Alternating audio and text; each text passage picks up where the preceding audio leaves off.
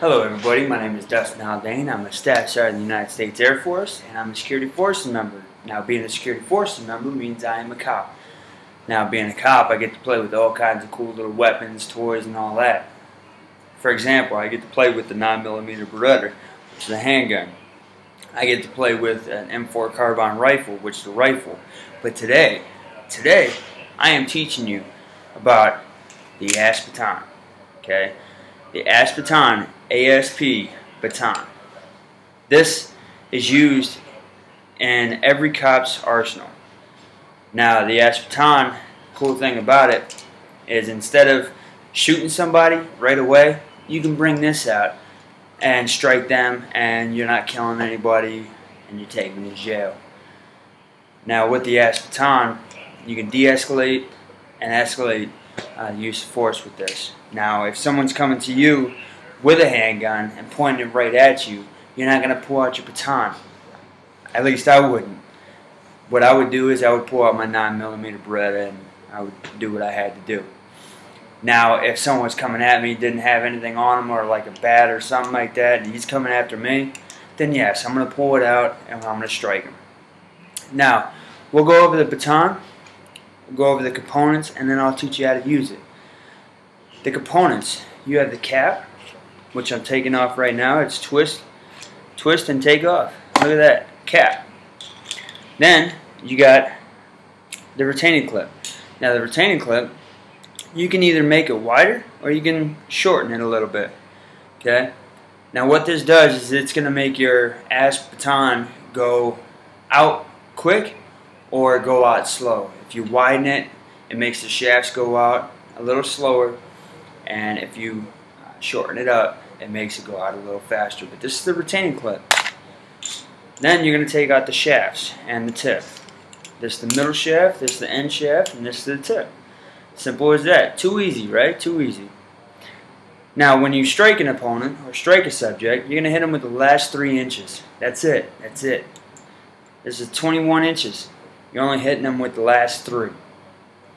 So, that is the middle shaft, the end shaft, and the tip. Then, you got the grip and you got the handle. Now, the grip covers the handle. The handle is the metal part, and the grip is the soft rubbery part. Now, you don't want to get this wet. You don't want to lube it up. You don't want to do anything like that. You want to keep it dry, nice, and ready to go. Now, if it starts tearing or cracking or something like that, excuse me, you want to replace it. Because if you don't replace it and you go to open it up, it's going to slip out of your hand and then cause injury to something else. You don't want to do that. Alright, so as we put this back together, I'm going to go over it again. You got the grip, you got the handle. Okay. You have the tip, the end shaft, and the middle shaft. To put it together, you're going to take the tip and you're going to put it in the threaded side of the handle. And then you're going to keep your hand over the tip. You're going to take the retaining clip and you're going to push it in so that's nice and snug. Now guess what? That thing doesn't come out, which is good. So you're going to have it like that. Then you're going to take the cap, you're going to put it on, you're going to spin it so it closes all the way. Alright, there's your baton. Now with the baton, you're going to be standing there talking to a subject in an interview stance. Now, in an interview stance, you don't want your hands in your pockets or behind your back or in your belt loop or wailing all over the place, nothing like that. You don't want that. You want it right here, right where you can grab anything you need to, okay? So, you're in your interview stance, and the guy's being compliant, he's talking to you, you're getting information, blah, blah, blah, blah, blah, and then all of a sudden he gets froggy. Guess what? You get that reactionary gap, you're pulling your ass out, and you're getting into combat stance.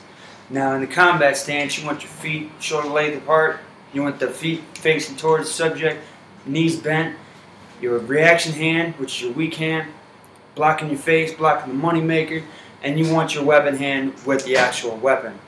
And it's going to look just like this. Now, if the guy starts coming towards you, you're going to go down at a 45-degree angle, and this is called the weapon strike. Weapon strike! And each time you're going to do that, you're going to tell him to get back. So get back! Get back! And every time you're going to lock it back so that you get more more thrust into that strike. Also, you're going to be using your hips. Hips develop power. You need power. So that's what you're going to do. Then you're going to come over with a reaction strike. So you get the weapon strike, reaction strike, weapon strike, reaction strike. Each one is used at a 45-degree angle. You're not punching nothing. You're not doing no MMA stuff. You're coming down 45. You're coming down 45, and you're locking it back in. Then you got a straight strike, straight strike. You're going to come in just like this. It looks like punching, but I punch like this most of the time, right? No, you're not going to be punching. You're going straight out. Each one of these closed mode strikes, you're going to have your thumb over the tip because you don't want that thing coming out, hitting you in the moneymaker, and then you're messed up. That is no good. So you're going to be sitting there just like this in your combat stance, and you're going to straight, again, using your hips for power. Alright? Those are closed mode strikes. Remember, the main thing is keep your thumb over the tip and make sure you're coming down at a 45. Alright, now we're going to go over open mode. Open mode, you're in your combat stance and you're ready to go. You can open it to the sky or to the ground. I like to open it to the sky and lock it back in. Everybody hear that distinctive sound? Yes, people are afraid of that and they will cower down. But some people won't. Some people are not afraid. So you're going to be sitting there just like this, locked in, ready to go, and you're going to do a weapon strike. Again, 45-degree angle, the last 3 inches of the shaft. So, weapon strike, each time tell them to get back, locking it back in, not on your shoulder, but right here, and using your hips. Now, for a reaction strike, again, same thing, weapon strike, reaction strike, weapon strike, reaction strike. Make sure you're using your reaction hand to block your face because you don't want anybody messing up the moneymaker. Alright, so you're sitting there. Weapon strike, reaction strike. While the next strike is a straight strike. You're going to grab it just like this, and you're going to push out. Push out. Push out. That's a straight strike. Coming back, locking it back in. And with the straight strike, you're also using your hips. You're using all the force. Okay? Now, I am Staff Sergeant Haldane. This has been a class on the ASP. I hope you enjoyed it. I hope that you guys go out and buy one of these because these are real tactical weapon and they help out a lot. So, I hope you guys have a good day. I hope you enjoyed my video and have a blessed day.